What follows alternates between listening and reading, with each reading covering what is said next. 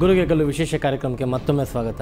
So ಮಾತಾಡ್ತಾ ಇದ್ವಿ, ಇವಾಗಷ್ಟೇ ಸಾಧು ಕೋಕಿಲ ಹತ್ರ ಮಾತಾಡಿದ ಕೂಡ ಫಿಕ್ಸ್ ಆದರೆ ನೆಕ್ಸ್ಟ್ ಸಿನಿಮಾಕ್ಕೆ ನಾನು ನಿಮ್ಗೊಂದು ಪ್ರಶ್ನೆ ಕೂಡ ಕೇಳಿದೆ. ಸೊ ಈಗ ನಿಮ್ಮ ಇವಾಗಿನ ಸಿನಿಮಾ ನೋಡಿದ್ರೆ ಇವಾಗಿನ ಕೂಡ ಯಾರೋ ಸ್ಟಾರ್ಗಳಿಲ್ಲ, ಬರೀ ಡೈರೆಕ್ಟರ್ಗಳನ್ನ ಹಾಕೊಳ್ತೀರಾ, ಪಾತ್ರ ಮಾಡ್ತಿದ್ದವ್ರನ್ನ ಹೊಸಬ್ರನ್ನ ಹಾಕೊಂಡಿದ್ದೀರಾ. ಸೊ ಈ ಡೈರೆಕ್ಟರ್ ಸ್ಪೆಷಲ್ ಸಿನಿಮಾ ತೊಗೊಂಡ್ರು ಇಲ್ಲಿ ಯಾರು ಸ್ಟಾರ್ ಅನ್ನೋರು ಇಲ್ಲ, ಗುರುಪ್ರಸಾದ್ ಬಿಟ್ಟರೆ ಇನ್ನೇನು ಇಲ್ಲ, ಎಲ್ಲ ಹೊಸದೇ ಅನ್ಬೋದು. ವಿತ್ ರಂಗಣ್ಣ ರಘುವರೆಲ್ಲ ಇದ್ದಾರೆ. ಸೊ ಏನಕ್ಕೆ ಈ ಥಾಟ್ಸ್ ಏನು ನಿಮ್ಮದಿದು? ಏನಂದರೆ ಒಂದು ಸಿನಿಮಾ ಅಂತಂದರೆ ಅದರಲ್ಲಿ ಒಬ್ಬ ನಾಯಕ, ಅವನಿಗೊಬ್ಬಳೋ ಇಬ್ಬಳೋ ಹೀರೋಯಿನ್ಸು, ಒಂದು 5 ಸಾಂಗು 5 ಫೈಟು, ಅದೇ ಅಲ್ಲ ಸಿನಿಮಾ. ಇದನ್ನೇ ನೋಡುವಂಥ ಒಂದು ವರ್ಗ ಇದೆ, ಅದು ಯಾವತ್ತೂ ಇರುತ್ತೆ, ಅದು ನಾವೇನು ಮಾಡೋಕ್ಕಾಗಲ್ಲ. ಆದರೆ ಪ್ರಪಂಚಾದ್ಯಂತ ಒಳ್ಳೊಳ್ಳೆ ಚಿತ್ರಗಳು ಬರ್ತಿದೆ. ಇರಾನಿಯನ್ ಚಿತ್ರಗಳಿರಬಹುದು, ಕೊರಿಯನ್ ಚಿತ್ರಗಳಿರಬಹುದು, ಹೊಸ ಹೊಸ ಕಥೆಗಳನ್ನ ಮಾಡ್ತಿದ್ದಾರೆ, ಹೊಸ ಹೊಸ ಪ್ರಯತ್ನಗಳನ್ನ ಮಾಡ್ತಿದ್ದಾರೆ, ವಿಶೇಷವಾದ ಪ್ರಯತ್ನಗಳನ್ನ ಮಾಡ್ತಿದ್ದಾರೆ. ಎಂಟರ್ಟೈನ್ಮೆಂಟ್ನ they are redefining again and again. But ಕನ್ನಡದಲ್ಲಿ ಅದ್ರ ಕೊರತೆ ನಾನು ಕಾಣಿಸ್ತಾನೆ ಇದೆ. 25 ವರ್ಷಗಳಿಂದ ಫಾಲೋ ಮಾಡ್ತಾ ಇದ್ದೀನಿ. ನಾನು ಹತಾಶ ಪ್ರೇಕ್ಷಕನಾಗಿ ಇಂಡಸ್ಟ್ರಿಗೆ ಬಂದಿರುವಂಥದ್ದು. ನನಗೆ ಆ ಥರ ಚಿತ್ರಗಳನ್ನ ಬೀಟ್ ಮಾಡಬೇಕು ಅಂತ ಹೇಳಿ ನನ್ನದೇ ಆದ ಚಿತ್ರಗಳನ್ನ ನನ್ನನ್ನು ಇಷ್ಟಪಡುವಂಥ ಪ್ರೇಕ್ಷಕ ವಲಯದ, ನನ್ನನ್ನು ರೆಪ್ರೆಸೆಂಟ್ ಮಾಡುವಂಥ ಪ್ರೇಕ್ಷಕ ವಲಯದ ಮಧ್ಯೆ ಕೂತು ನಾನು ಆನಂದ ಪಡ್ತಿದ್ದೀನಿ. ಅವ್ರ ನಕ್ಕಾಗ ನನ್ನಕ್ಕೆ ಎಂಜಾಯ್ ಮಾಡ್ತಾ ಇದ್ದೀನಿ. ಸೊ ಅವಾಗೇನಾಗುತ್ತೆ, ನನ್ನನ್ನು ಅರ್ಥ ಮಾಡ್ಕೊಳ್ಳುವಂಥ ಕಲಾವಿದ್ರ ಜೊತೆ ಕೆಲಸ ಮಾಡ್ತೀನಿ. ಒಬ್ಬ ಹೀರೋ ಅವನು ಇಂಟರ್ಫಿಯರ್ ಆಗ್ತಾನೆ, ಅವನು ಆ್ಯಟಿಟ್ಯೂಡ್ ತೋರಿಸ್ತಾನೆ ಅಂದರೆ ನನ್ನ ಜೊತೆ ಕೆಲಸ ಮಾಡೋಕ್ಕೆ ಹೋಗಲ್ಲ. ಬಟ್ ನಿನ್ನ ಸಿನಿಮಾ ನಿನ್ನ ಫ್ಯಾನ್ಸು, ನೀನು ಮಾಡ್ಕೊಳ್ಳಪ್ಪ, ನಿಂಗೆ ಏನು ಇಷ್ಟನೋ ಮಾಡ್ಕೊ. ನೀನು ಒಳ್ಳೆ ಫಿಲ್ಮ್ ಮಾಡಿದ್ರೆ ಅವರು ಚೆನ್ನಾಗಿದೆ ಅಂತಾರೆ, ಕೆಟ್ಟ ಫಿಲ್ಮ್ ಮಾಡಿದ್ರೆ ಬೈಕೊಂಡು ಹೋಗ್ತಾರೆ. ಅದನ್ನು ನೀನು ಅನುಭವಿಸು. ಆದರೆ ನಿನ್ನಿಂದಾಗಿ ನಾನು ಕೂಡ ಸಿಕ್ಕಾಕೊಂಡ್ರೆ ಅಂದರೆ ನಾನು ಗಾಳ ಹಾಕಿದ್ದೆ, ಇವ್ರು ಮೀನು ಆ ರೇಂಜ್ ಹೇಳ್ತೀನಿ. ಅಲ್ಲಲ್ಲ, ಐ ಮೀನ್ ನಿಮಗೆ ಹೆಂಗೆ ಲಾಕ್ ಆದ್ರಿ, ಸಿನಿಮಾ ಲಾಕ್ ಆದ್ರಿ, ಹೇಗೆ ಲಾಕ್ ಆದ್ರಿ, ಸಿನಿಮಾದಲ್ಲಿ ಹೇಗೆ ಪಾತ್ರ ಸಿಕ್ತು, ಹೇಗಾಯಿತು ಈ ಬೆಳವಣಿಗೆ? ನಾನು ನನ್ನ ಕೆಲಸ ಬಿಟ್ಟು ಸಿನಿಮಾ ಕಡೆಗೆ ಬರಬೇಕು ಅಂತ ಯೋಚನೆ ಮಾಡ್ತಿದ್ದಾಗ, ಅಂದರೆ ಮೈಸೂರಲ್ಲಿ ನಾಟಕಗಳು ಮಾಡ್ಕೊಂಡಿದ್ದೆ. ಸೊ ಮೈಸೂರಿಗೆ ಆ್ಯನಿಮೇಷನ್ ಚಿತ್ರ ಮಾಡೋಕ್ಕೆ ಗುರುಗಳು ಬಂದರು.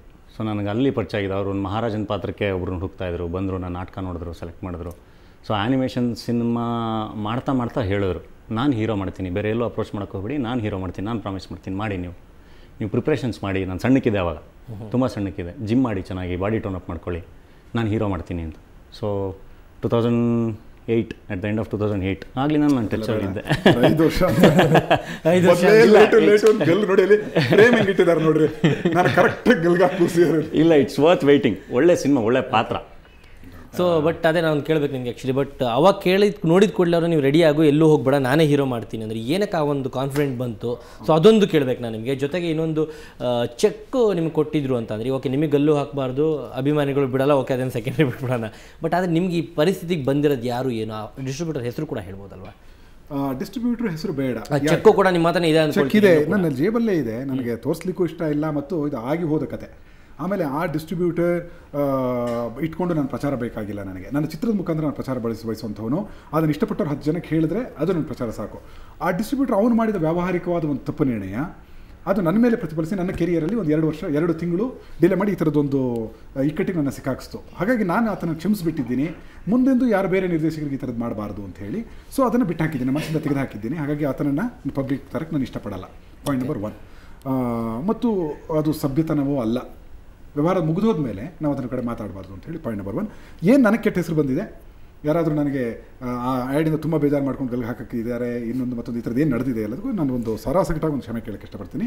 ಯಾರಿಂದನೂ ಆದ ತಪ್ಪಿಗೆ ನಾನು ಹೊಣೆಯಾಗಿದ್ದೀನಿ. ಅದರಿಂದಾಗಿ ಈ ತರಹದ ಡೇಟ್ ಕನ್ಫರ್ಮ್ ಆಗದೆ ಮುಂದಿನ ಸಲದಿಂದ ನಾನು ಆ ಥರದ್ದು ಒಂದು ಆ್ಯಡ್ ಕೊಡೋದಿಲ್ಲ. ಅದು ಕ್ರಿಯೇಟಿವ್ ಆಗಿ ತುಂಬ ಪಾಪ್ಯುಲರ್ ಆಯಿತು, ನಿಮಗೆ ನಂಬಲ್ಲ ನೀವು. ಹೌದೌದು, ಆ್ಯಡ್ ತುಂಬ ಕ್ರಿಯೇಟಿವ್ ಆಗಿತ್ತು. ಅದೇ ಟೈಮಲ್ಲಿ ಅಫ್ಜಲ್ ಕೂಡ ನೇಣಿಗೆ ಹಾಕ್ತಾ ಇರೋದ್ರಿಂದ ಹಾಕಿ 1 ದಿನ 2 ದಿನ ಆಗಿತ್ತು. ನೀವು ಅದು ಆ್ಯಡ್ ಕೊಟ್ಟ 2 ದಿನಕ್ಕೆ 1 ಲಕ್ಷ ಹಿಟ್ಸು ಫೇಸ್ಬುಕ್ ಅಲ್ಲದು.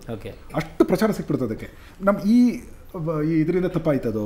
ಹಾಗಾಗಿ ಸಲ ಈ ಇಂಟ್ರೆಸ್ಟಿಂಗ್ ವಿಷಯ ಹಾಗೆ ಕಂಟಿನ್ಯೂ ಮಾಡೋಣ. ಅದಕ್ಕೆ ಮುಂಚೆ ಬ್ರೇಕ್ ತಗೊಳ್ಳೇಬೇಕು. ಸುತ್ತಮುತ್ತನೇ ಇರಿ ನೀವು. ಅದು ಇಂಟ್ರೆಸ್ಟಿಂಗ್ ವಿಷಯ, ಅದು ಇವಾಗಲೇ ಕೊನೆ ಮಾಡೋದು ಬೇಡ, ಅದು ಕೊನೆ ಮಾಡೋಣ. ಒಂದು ಒಳ್ಳೆ ಒಂದು ಇದ್ರಲ್ಲಿ ಕೊನೆ ಮಾಡೋಣ, ಈ ಕಾರ್ಯಕ್ರಮದ ಕೊನೆಯಲ್ಲೇ ಇದು ಮಾಡೋಣ ಅಂತ ಆ್ಯಕ್ಚುಲಿ. ಅದಕ್ಕಿಂತ ಮುಂಚೆ ಒಂದು ಬ್ರೇಕ್ ತೊಗೊಂಡು ಹಾಗೆ ಬನ್ನಿ. ಗುರುಪ್ರಸಾದ್ಗೆ ಗಲ್ಲು ಇದು ಕಾರ್ಯಕ್ರಮ ಮುಂದುವರಿತೆ. ಚಿಕ್ಕ ಬ್ರೇಕ್.